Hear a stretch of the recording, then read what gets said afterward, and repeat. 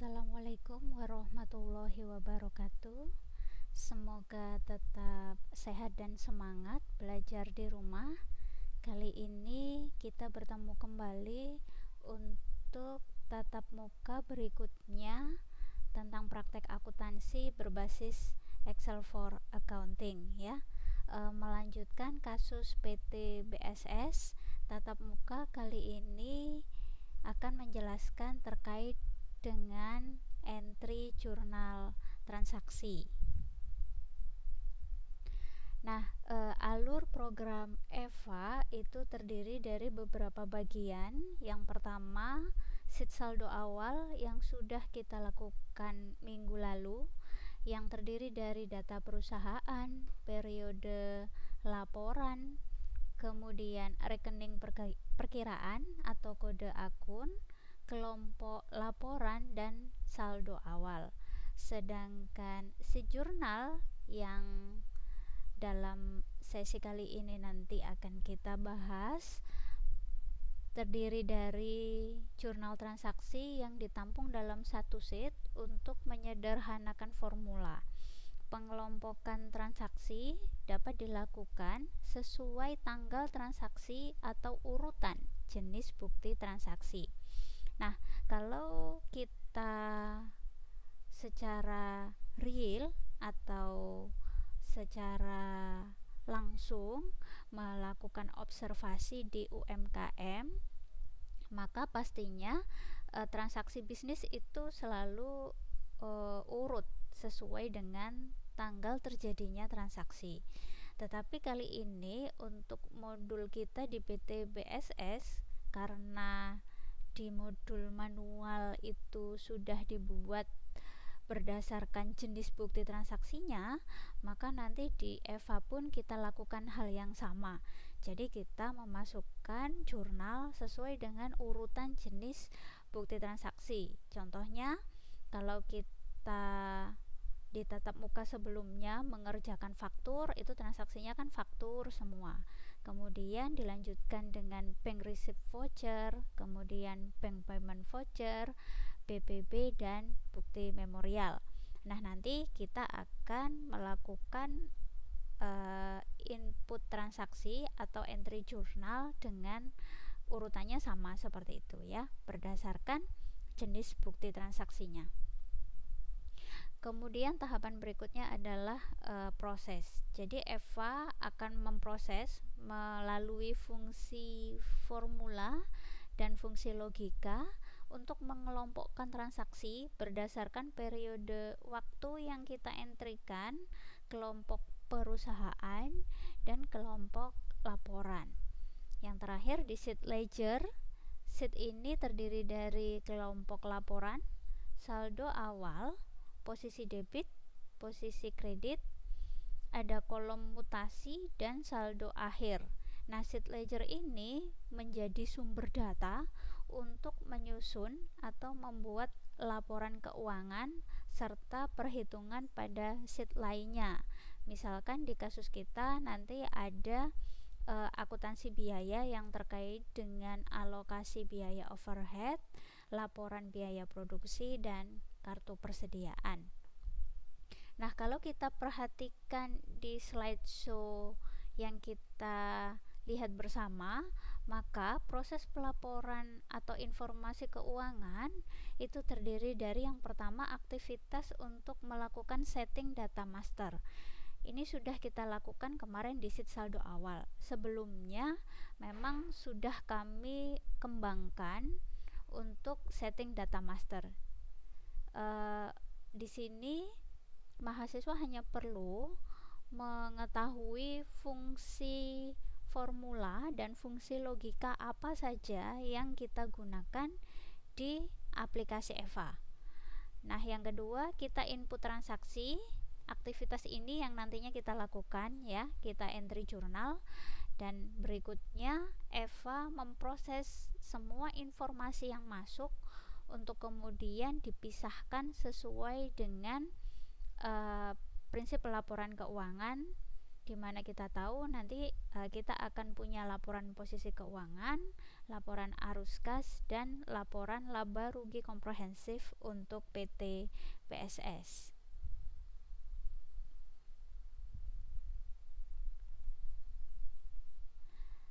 Nah, aplikasi fungsi Microsoft Excel tadi yang sudah saya sampaikan bahwa kita harus memahami ini ya, kita harus memahami fungsi sum itu untuk apa.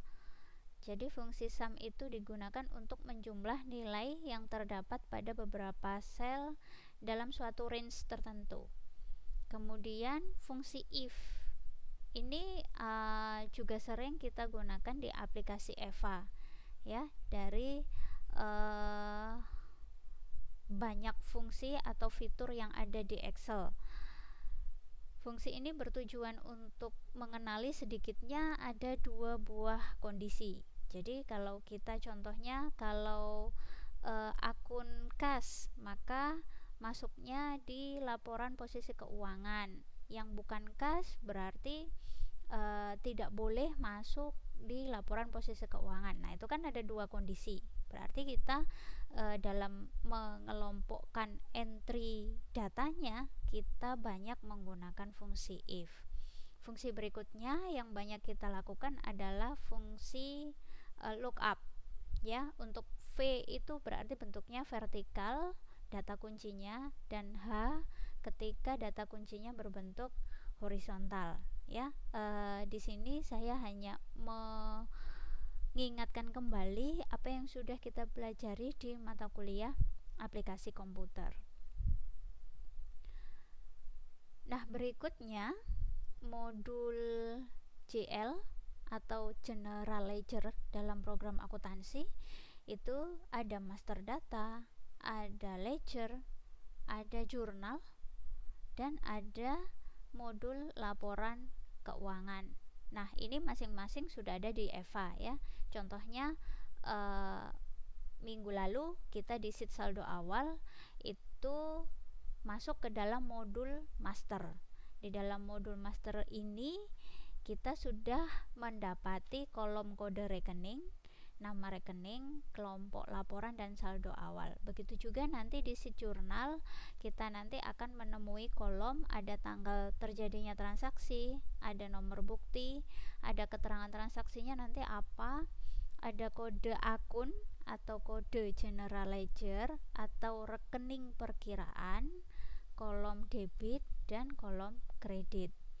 Begitu juga nanti di sheet ledger ada kode rekening, ada kolom nama rekening, saldo awal, posisi debit dan kredit, serta mutasinya, dan saldo akhir. Di laporan keuangan PT BSS ada laporan posisi keuangan dan laporan laba rugi komprehensif. Untuk laporan manajemen lain, kita nanti ada laporan arus kas. Nah, ini saya ingatkan kembali terkait dengan bagaimana kita memahami ketika ada nilai error. Ini yang sering muncul dan sering ditanyakan oleh mahasiswa. Bu, mengapa kok punya saya NA? Mengapa punya saya munculnya 6? Mengapa EVA saya munculnya ref, dan seterusnya. Nah, kita harus pahami bahwa kesalahan yang terjadi dalam EVA itu bahasa pemrogramannya banyak sekali dan deskripsinya pun bermacam-macam. Contohnya ketika nanti Excel kita munculnya div, maka silahkan diperhatikan ada nilai yang kosong atau ada nilai 0 di sini, sehingga pada saat dijumlahkan maka hasilnya menjadi div. Kemudian kalau NA, maka di sini formula kita itu tidak memiliki hasil yang bisa dihitung ya. Jadi misalkan kita nulisnya kali, kalau di Excel itu kan kita pakai tanda bintang. Kalau Anda nulisnya sama dengan 1800 kali, kalinya tidak menggunakan tanda bintang tetapi menggunakan tanda X gitu ya. Nah, maka nanti sheet kita yang muncul adalah NA. karena memang simbol X itu tidak bisa dihitung, tidak merepresentasikan fungsi rumus dalam Excel. Nah, berikutnya juga untuk kesalahan yang memunculkan status name, num, ref, dan value ya. Nah, kita masuk ke aplikasi Excel for Accounting. Oke, kalau kita kemarin sudah isikan saldo awal, nah ini ya, saldo pengendali kita sudah 0 dan semua transaksi saldo awal sudah kita entrykan. Maka kalau kita mau tengok di sheet ledger kita, itu juga sudah muncul saldo awal dengan nilai yang sama yang kita inputkan di sheet saldo awal ya. Nah, ini jadi informasi saldo awalnya di sheet ledger sudah muncul. Dari mana ini, Bu? Kalau kita perhatikan, kolom saldo awal ini sudah ada rumusnya. Kita menggunakan index match dan ini berasal dari sheet saldo awal. Nah, sehingga inilah yang kita sebut sebagai EVA ya, karena sheet ledger ini sudah terintegrasi dengan sheet saldo awal. Nah, berikutnya kalau kita mau lihat laporan posisi keuangan kita juga sudah mempunyai nilai. Nilai yang masuk ke sini nilai apa? Ya, nilai yang kita entrykan di saldo awal. Jadi kalau di saldo awal contohnya kita mengisi alat tulis kantor, ini masuk kategori perlengkapan ya. Investasi sementara saham masuk kelompok surat berharga dan seterusnya. Kita cek di sini coba alat tulis kantor, kelompoknya adalah perlengkapan, nilainya 1346. Maka di laporan posisi keuangan perlengkapan kita, nah ini bahan habis pakai juga bernilai sama 1346. Kita lihat ke bawah, jumlah aset sama dengan jumlah liabilitas dan ekuitas. Dengan catatan, dan yang perlu diingat, ini masih transaksi saldo awal. Nah, sekarang kita beralih untuk entry jurnal. Di kolom ini kita akan masukkan informasi yang terkait dengan bukti transaksi yang ada di modul. Jadi kalau kita masukkan di modul transaksi yang pertama, ini adalah faktur pembelian. Nah, faktur beli nomor 1 ini perusahaan kita membeli tepung terigu ya ke CV Terigu Super dengan nilai 88.110. Nah, di analisis jurnal yang di kolom bawah, pada saat kita kelas manual ini sudah kita masukkan ya jurnalnya, sehingga ini kita salin ke aplikasi EVA. Jadi tanggal transaksinya 2 Januari 2017. Di sini kita ketikkan 2 Januari 2017. Oke, kalau kita ketikkan 21/2017 munculnya 1 Februari. Hati-hati ya, berarti terbalik. Berarti kita masukkan bulan dulu, kemudian tanggal. Nah, muncul 2 Januari 2017. Nomor bukti kita masukkan sesuai dengan transaksi yang ada di PT BSS FPB01. Keterangannya kita tuliskan pembelian tepung terigu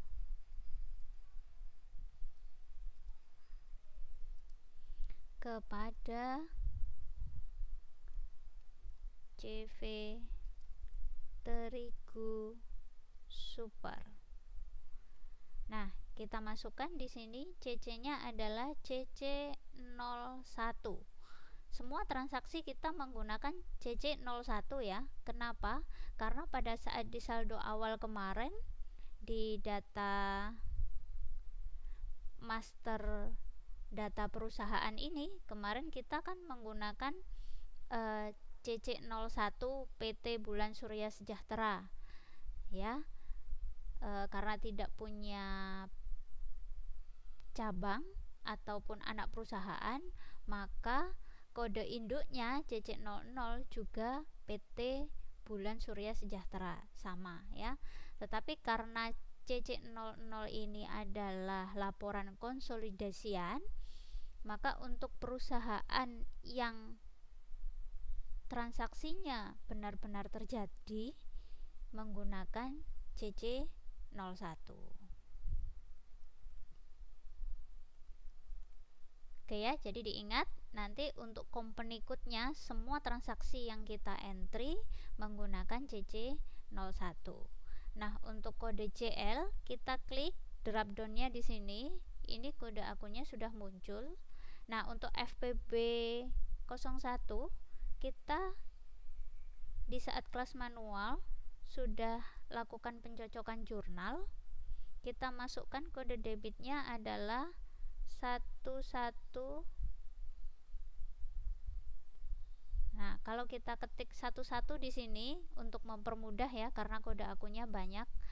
Kalau kita ketik 11, maka semua kode akun yang punya kategori 11 akan muncul. Jadi 114. Nah, kalau ini tidak kita ketik, kita kosongkan. Ketika drop down-nya kita klik, nah akhirnya semua kode akun akan keluar ya, dan ini cukup banyak. Dan pada saat proses entry nanti bisa memakan waktu lebih lama, sehingga kalau Bu Rizky saya ketikkan 1114 begini. Nah, 1144 maaf 114. Nah, ini hanya akun yang terkait dengan kategori 114 yang muncul. Masuk 1144 persediaan tepung terigu sebesar 80.100.000 di kolom debit. Oke, nah ini ya, perhatikan mutasi saya value di sini kenapa? Karena saya masukkan angka rupiahnya dengan titik ya, jadi tidak terbaca. Maka kita masukkannya tanpa titik 80.100.000. Nah, kemudian di posisi debit lagi ada akun PPN. Kita masukkan 1151, PPN masukannya 8.010.000. Maaf, Bu Rizky lupa dikasih titik lagi. Nah ya, sudah masuk. Kemudian 2101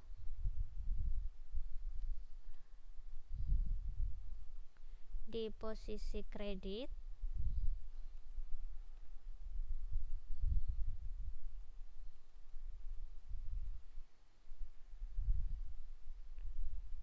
Dua satu nol satu ya, karena pembelian kepada CV Terigu Super, berarti pemasok kita gunakan namanya CV Terigu Super.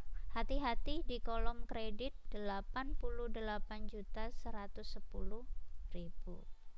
Nah,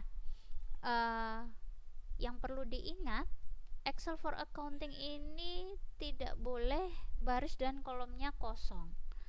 Maksudnya bagaimana, Bu? Untuk transaksi ini FPB 1 ini ada 3 baris. Nah, informasi tanggal, nomor bukti, keterangan, dan company code ini tidak boleh kosong di transaksi berikutnya. Jadi seperti ini. Nah, ini kan kosong ya kolomnya untuk baris 249 dan 250. Padahal ini satu transaksi, satu jenis. Sehingga apa yang kita lakukan untuk bisa terekam kode rekening 1151 dan 2101, maka kita copy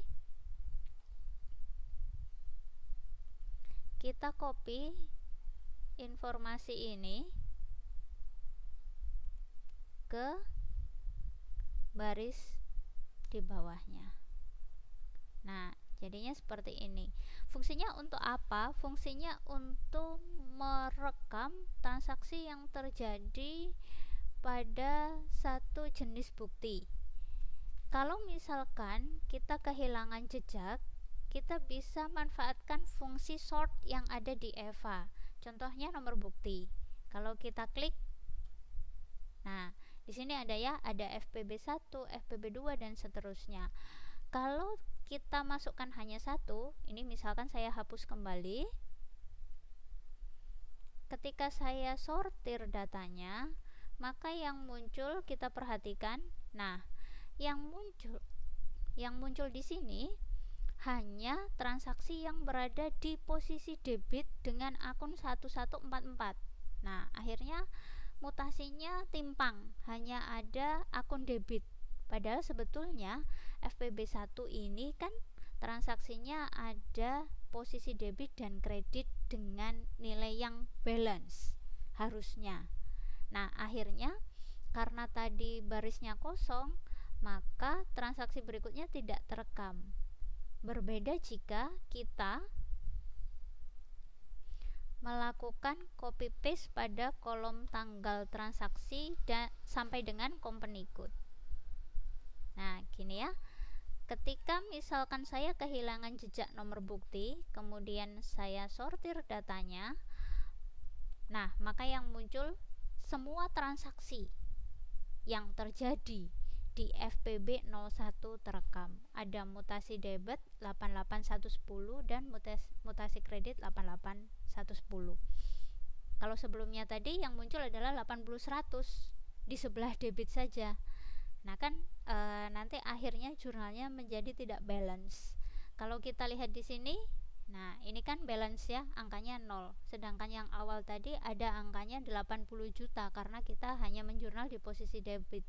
Padahal seharusnya satu jenis transaksi ini harus ada komponen debit dan kredit dengan nilai yang sama, atau istilah kita adalah transaksinya balance. Gitu ya. Nah, untuk berikutnya kita kembalikan datanya. Nah, untuk berikutnya silahkan nanti dilanjutkan transaksi di FPB2, FPB3 dan seterusnya sampai dengan FPB yang terakhir. Berikut juga jika nanti misalkan kita memasukkan FPN. Kita coba faktur penjualan. Nah, ini ya contohnya faktur penjualan nomor 1 untuk pembelian mie urai dari CV Sanjaya. Maka kalau kita coba inputkan, ini Bu Rizky hapus.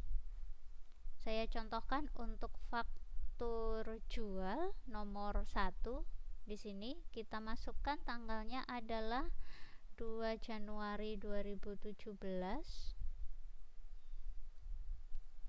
Jangan lupa bulan dulu, kemudian tahun. FPN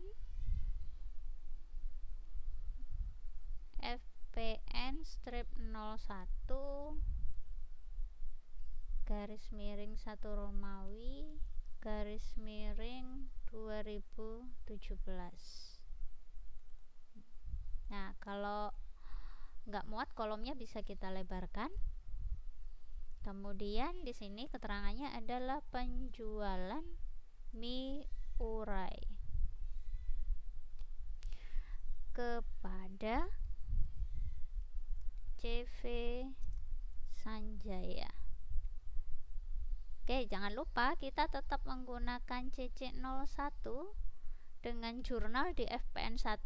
Kalau kita lihat ke modul manual, jurnalnya adalah 1131.04. Oke, kalau kita isi manual, kita ketik biasa, hati-hati ini juga tidak terekam. Oke, yang bisa kita lihat ini kode JL-nya muncul, tetapi nama akunnya tidak muncul ya.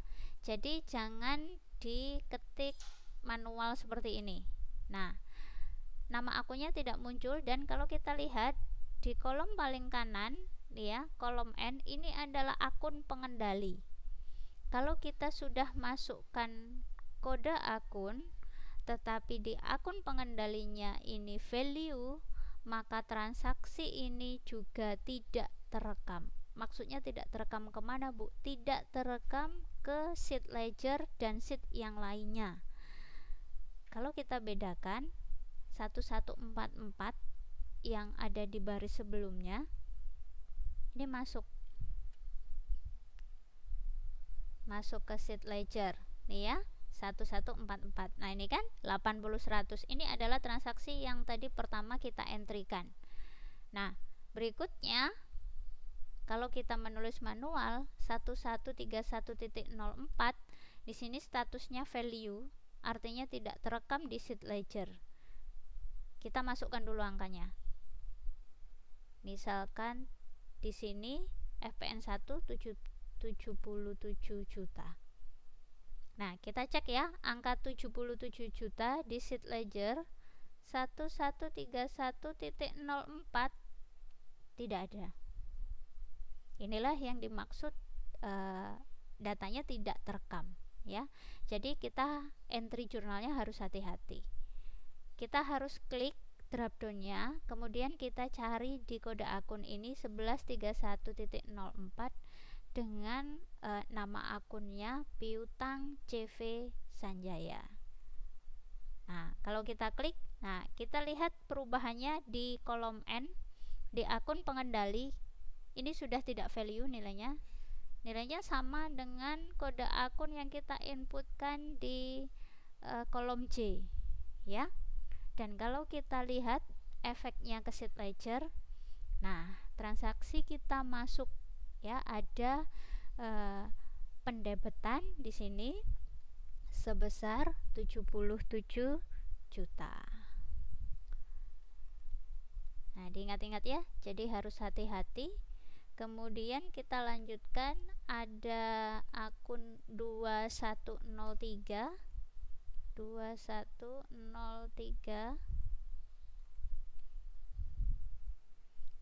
kredit 7 juta.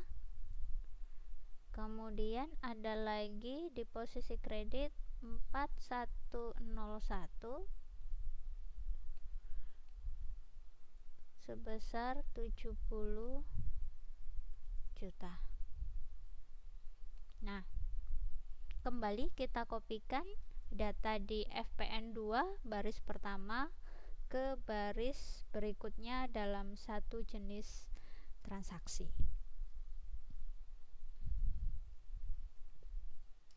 Nah, jadi nanti seperti ini ya. Nah, perhatikan yang kita masukkan ke dalam kode JL ini harus urut ya. Kenapa urut kode akunnya? Di sini hanya untuk proses memudahkan proses koreksi ya.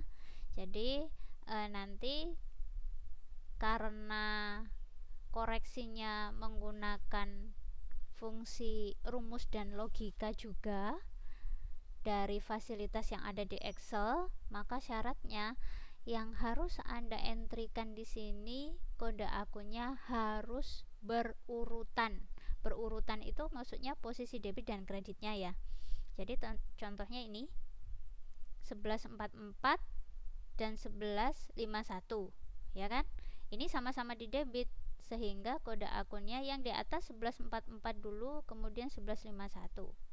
Nah sedangkan ini kode akunnya di posisi kredit ada 2103 4101. Nah ingatlah bahwa yang di entry adalah urutan terkecil dulu, jadi 2103 dulu, kemudian 4101. Jangan dibalik. Kalau dibalik nanti jawabannya jadi salah. Kenapa? Karena di sini Bu Rizky nanti koreksinya juga menggunakan fungsi rumus dan logika. Ya, jadi ini kalau Anda balik, misalkan sama-sama di kredit, tapi yang di baris 252 ini jawabannya 4101, di baris 253 jawabannya 2103.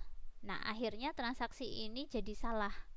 Kenapa? Karena tidak sesuai dengan urutan kode akun, ya. Jadi hati-hati juga pada saat entry jurnal terkait dengan urutan kode akunnya.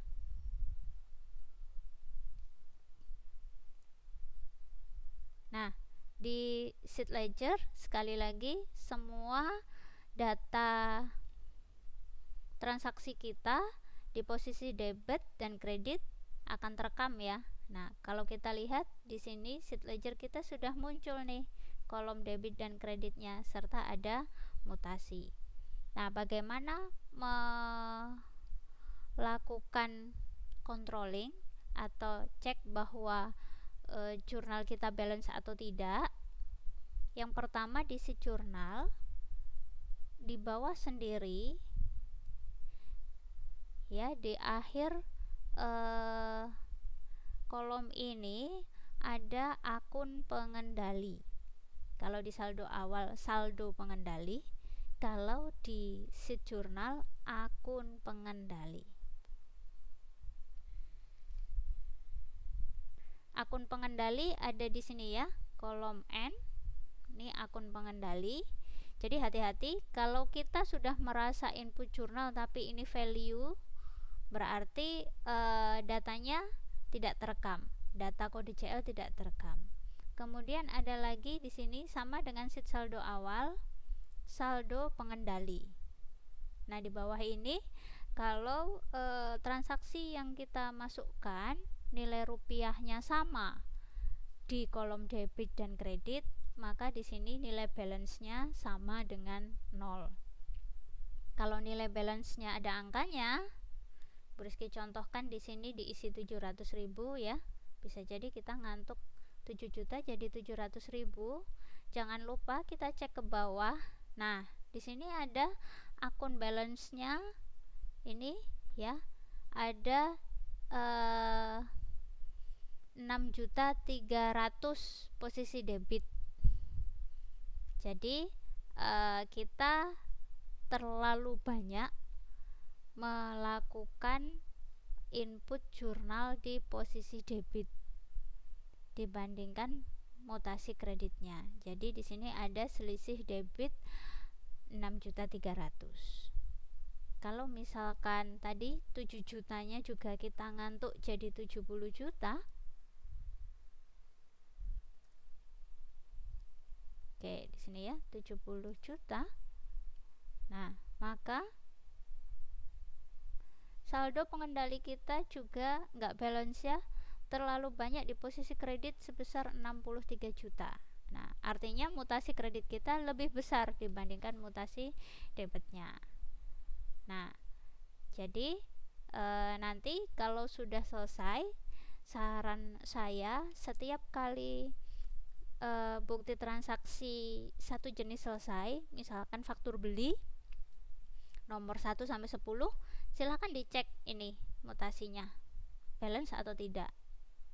Kemudian nanti faktur jual, lanjut ya, kalau sudah balance lanjut entry faktur jual, silahkan dicek lagi saldo pengendalinya balance atau tidak ya. Kenapa dilakukan bertahap? Karena nanti kalau kita sudah input semua transaksi, kan transaksinya banyak, kita sudah input semua transaksinya, ternyata sudah jauh sampai dengan bukti memorial misalkan, tapi kita lupa tidak melakukan pengendalian terhadap ini saldo yang ada di bawah.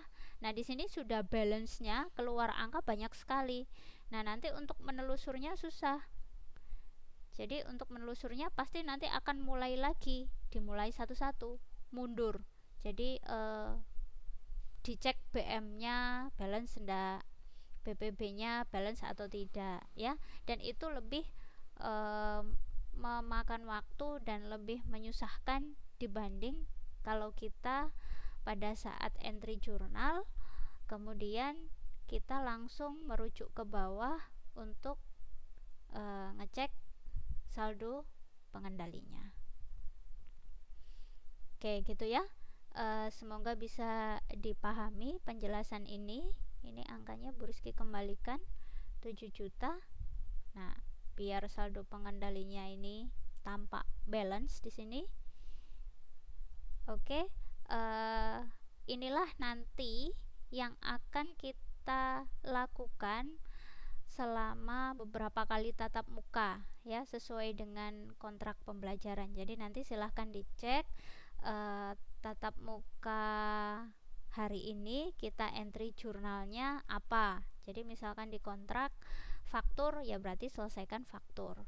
Kalau nanti di kontrak pembelajaran atau di pengantar e-learningnya Bu Rizky sampaikan entry jurnal sampai dengan bank receipt voucher, berarti nanti Anda juga harus entry sesuai instruksi sampai dengan bank receipt voucher ya. Itu seterusnya.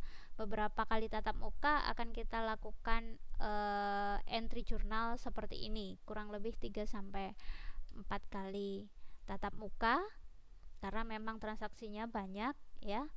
Dan nanti kalau sudah selesai sampai dengan bukti memorial, baru kita akan berpindah di sheet berikutnya. Oke, cukup sekian panduan dari Bu Rizky yang bisa saya sampaikan. Semoga bisa membantu untuk belajar di rumah dalam materi entry jurnal PT PSS mata kuliah praktek akuntansi berbasis Excel for Accounting. Tetap bahagia di rumah, selamat mengerjakan. Wassalamualaikum warahmatullahi wabarakatuh.